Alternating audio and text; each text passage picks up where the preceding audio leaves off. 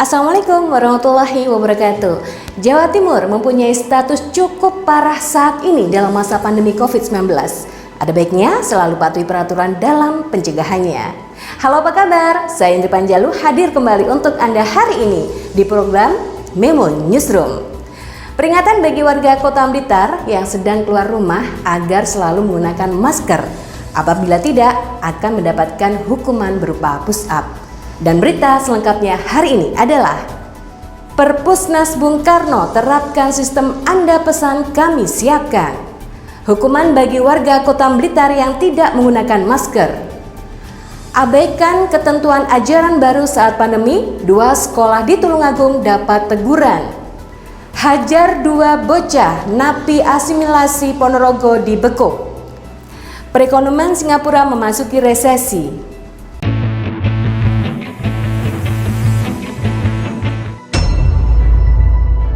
Perpustakaan Nasional Bung Karno Blitar kembali membuka layanan untuk masyarakat. Sudah sejak 1 pekan lalu, Perpustakaan Bung Karno membuka layanan dengan protokol COVID-19. Layanan Anda pesan kami siapkan diterapkan oleh pihak perpustakaan. Agus Sutoyo, Kepala Bidang Pelayanan Informasi dan Kerjasama Perpustakaan Nasional Bung Karno Blitar, mengungkapkan layanan Perpustakaan Nasional Bung Karno ini kembali dibuka karena banyaknya ketidakpuasan permustaka dengan sistem online. Sebagian besar permustaka ingin membaca buku di dalam perpustakaan. Selama masa kelaziman baru ini, Perpustakaan Bung Karno membatasi 30 pengunjung. Hal ini untuk mematuhi protokol kesehatan COVID-19. Sebanyak 10 pengunjung di ruang baca bawah dan sebanyak 20 pengunjung di ruang baca atas. Mereka dibatasi hanya 1 jam berada di perpustakaan. Meski sudah dibuka untuk membaca buku di perpustakaan, namun para pengunjung perpustakaan belum bisa mengambil buku sendiri. Pihak perpustakaan memberlakukan sistem Anda pesan kami siapkan, di mana dengan sistem ini para pengunjung hanya perlu menyampaikan pada administrasi judul buku yang ingin dibaca. Petugas perpustakaan akan mencarikan buku tersebut dan memberikan pada pengunjung. Sistem ini diberlakukan agar ruang penyimpanan buku tetap steril, sehingga bisa meminimalisir penyebaran virus corona. Agus menambahkan, sebelumnya sistem ini sudah diberlakukan pada masa pandemi, namun buku yang dipinjam tersebut dibawa pulang. Tapi banyak permustaka yang ingin membaca buku di perpustakaan. Pihak Perpustakaan Bung Karno pun membuka layanan baca di tempat. Peringatan bagi warga Kota Blitar yang sedang keluar rumah agar selalu menggunakan masker jika pergi ke tempat umum. Apabila tidak, petugas gabungan dari Polres Blitar Kota, TNI, dan Satpol PP akan memberikan hukuman berupa push up. Hukuman ini setelah beredarnya Peraturan Wali Kota Nomor 47 Tahun 2020 yang mewajibkan masyarakat menggunakan masker saat berada di tempat umum. Seperti yang terlihat saat razia gabungan yang dilakukan Polres Blitar, TNI, dan Satpol PP, petugas memberlakukan razia di sebuah warnet di Kota Blitar.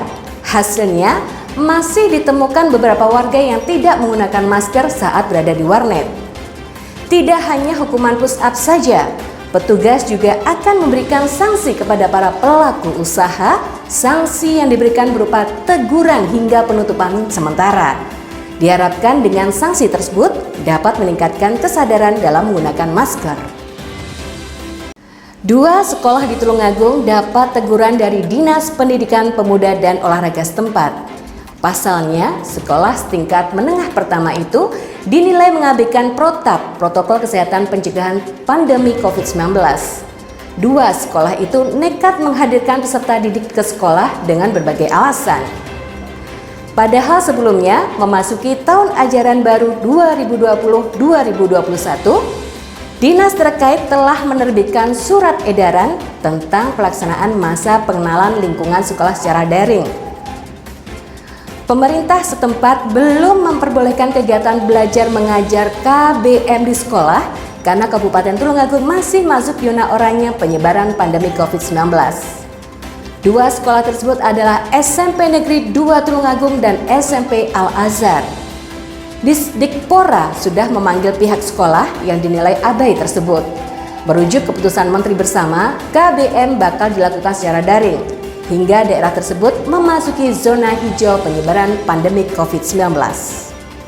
Pasca dibebaskan melalui jalur asimilasi pada April lalu, Andik Wahyu Herdianto, salah satu napi asimilasi rutan kelas 2 Ponorogo, kembali dibekuk dan dijebloskan jeruji besi. Hal ini lantaran warga Jalan Urip Sumoharjo nomor 108A, Kelurahan Banyudono, Kecamatan Ponorogo tersebut diduga menjadi pelaku penganiayaan terhadap bocah di bawah umur.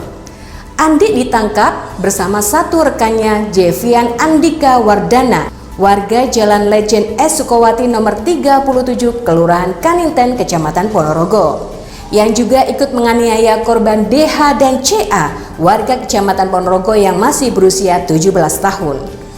Kapolres Ponorogo AKBP Muhammad Nur Aziz mengatakan, kasus ini berawal ketika kedua tersangka terlibat cekcok dengan kedua korban saat melintas di seputaran alun-alun Ponorogo. Korban mengumpat saat berpapasan dengan kedua tersangka. Tak terima, antara kedua korban dan kedua tersangka pun terlibat perkelahian. Namun akibat kalah fisik, kedua korban justru babak belur dihajar kedua tersangka ini. Selain dianiaya dengan tangan kosong, ada salah satu korban yang dipukul pakai batu dan helm di kepala dan wajah korban. Akibat penganiayaan itu, kedua korban mengalami luka memar dan robek di kepala. Dari pemeriksaan petugas, kedua tersangka tersebut merupakan residivis tindak pidana pencabulan dan narkoba. Perekonomian Singapura pada kuartal kedua tergelincir ke dalam resesi. Dibandingkan dengan kuartal sebelumnya, perekonomian Singapura telah mengalami penurunan sebesar 41,2%. Resesi yang dialami oleh Singapura masih disebabkan oleh langkah-langkah yang dilakukan untuk mengatasi pandemi. Kebijakan karantina telah memukul keras perekonomian Singapura.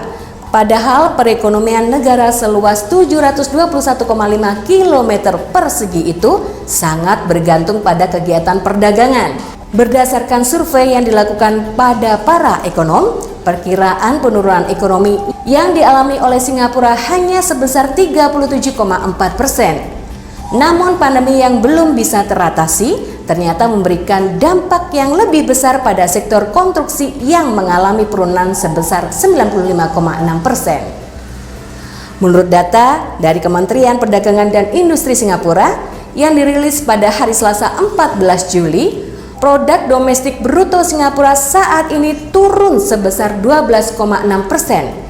Nilai penurunan ini jauh lebih besar dari nilai penurunan yang diprediksi oleh para ekonom, yaitu sebesar 10,5%. Penurunan yang terjadi pada kuartal kedua sekarang telah menandai penurunan secara berturut-turut dan memenuhi definisi resesi secara teknik. Pada kuartal 1 tahun ini, Singapura telah mengalami penurunan meski tidak sebesar pada kuartal saat ini.